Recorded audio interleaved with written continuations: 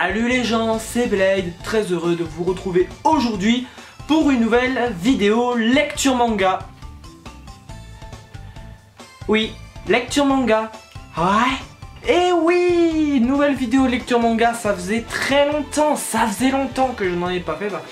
Pour la simple et bonne raison que j'étais plus trop motivé à en faire. Donc là cette vidéo c'est un peu un test et un peu sous forme nouveau format sur le fait que je vais maintenant faire que parler que d'un seul tome. Donc ça me permettra peut-être, si ça vous plaît, que je fasse qu'un seul tome. Peut-être qu'une autre fois je ferai 3 tomes, je ferai en fonction, mais pour le moment je vais rester sur un tome. Donc si ça vous plaît, n'hésitez pas à lâcher un like et à lâcher un commentaire, ça fait toujours extrêmement plaisir.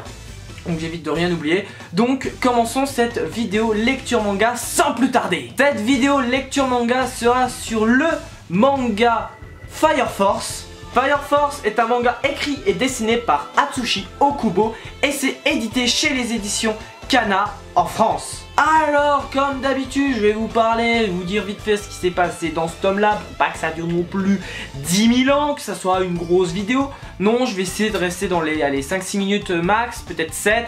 Allez, on verra. Je vais essayer quand même, comme j'ai dit, je vais essayer de pas vous dire beaucoup. Mais ce tome là a été un tome vraiment important pour la suite du manga Fire Force. Pourquoi est-ce que ce tome est important pour moi? Parce que déjà dans ce tome là on apprend enfin qui est le traître parmi la brigade, la première brigade, donc celui qui apparemment crée des torches humaines artificielles. Donc on sait enfin qui est le traître parmi les 3 commandants. Donc Reka, donc je vous dis donc Reka, Karim, Furan ou Foyen Lee. Donc on sait enfin qui c'est, je vais pas vous dire de qui il s'agit. Et on va avoir droit à un petit combat face à notre héros principal Shinra. Et notre héros Shinra va apprendre pas mal de choses sur un peu l'objectif de ce traître. Donc on va apprendre que ce traître travaille pour quelqu'un qui se nomme le Grand Prédicateur, donc qui a pour but d'enlever des enfants,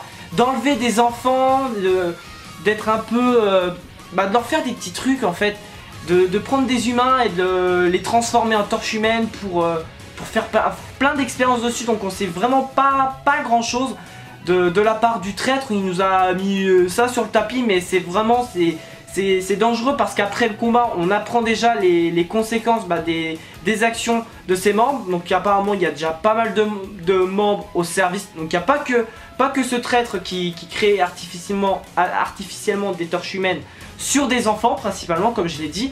Donc on va apprendre, voilà, on va avoir droit à, comme je l'ai dit, à un beau petit combat avec Shinra. Donc un combat assez intéressant face au traître.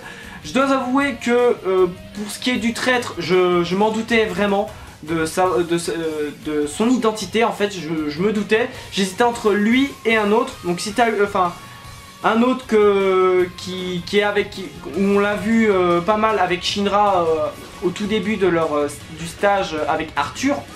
Donc si t'as lu le tome et si t'as lu l'autre tome, tu sais de qui il s'agit, mais j'ai pas spoilé pour les autres non plus, voilà.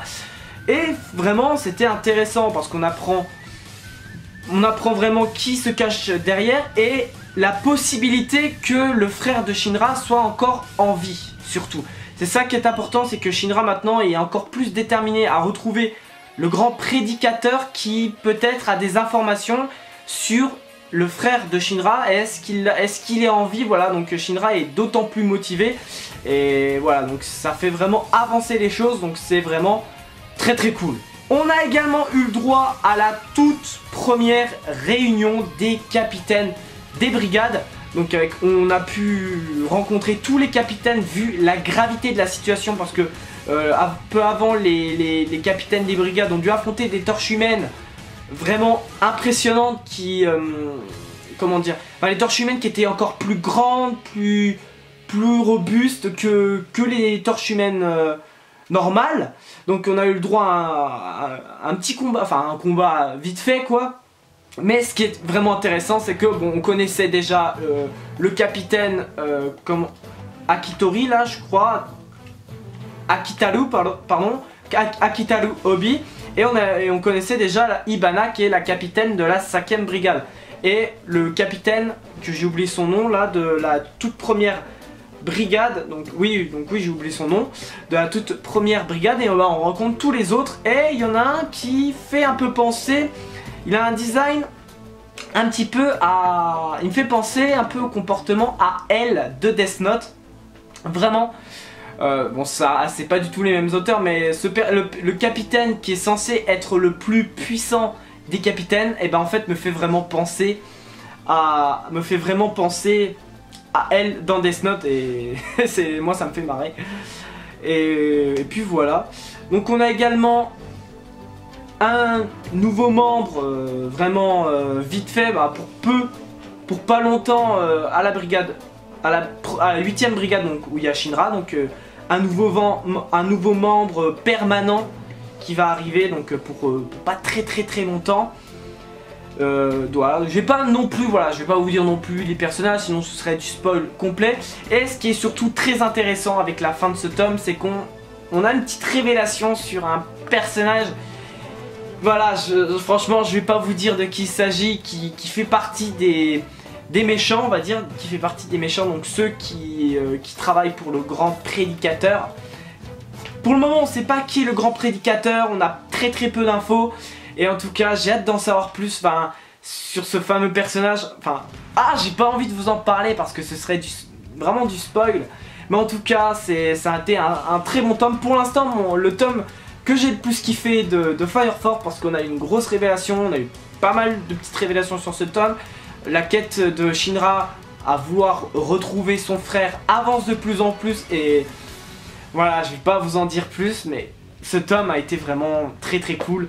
Et j'ai hâte de lire le tome 5, et j'ai hâte vraiment de savoir comment va être Shinra face à ce nouveau personnage qu'on rencontre à la fin du tome.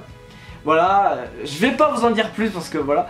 Et j'ai oublié de préciser que Shinra va retrouver un ennemi un peu à la Hisoka dans Hunter x Hunter. Voilà, rencontré lors du tome 1 et que l'autre s'était enfui début du tome 2. Voilà, on va retrouver un fameux ennemi gentil, on sait pas trop dans quel camp il est, qui va un peu révéler des informations à Shinra, voilà, un petit peu en plus, et lui donner encore plus de motivation à retrouver, comment il s'appelle, le grand prédicateur, voilà. Je vais pas vous en dire plus, parce que, voilà, mais ce tome, il y a eu tellement de choses, il s'est passé tellement de choses, que, voilà, j'ai pas envie d'en dire plus, parce que sinon ce serait complètement du spoil, mais en tout cas... lisez ce tome parce qu'il y a énormément d'informations, si ce n'est pas déjà fait.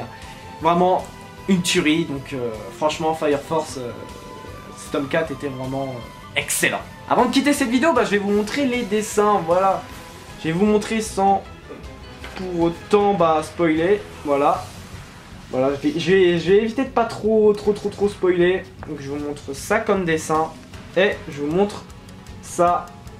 Voilà, c'est tout pour cette vidéo. Donc si cette vidéo lecture manga t'a plu, n'hésite pas à me laisser un like. Bon, je sais, j'étais un petit peu long, là on est vers les 9 minutes, mais voilà, ça me tenait à cœur de vous faire cette vidéo lecture manga. Donc si ça t'a plu, un like, un commentaire, partage cette vidéo, ça me ferait extrêmement plaisir. J'essaierai d'être un peu plus court, d'être plus rapide pour les prochaines, s'il y en a des prochaines vidéos lecture manga. Quant à moi, je me casse, et moi je te dis à bientôt pour une prochaine vidéo. Merci d'avoir regardé. Jan.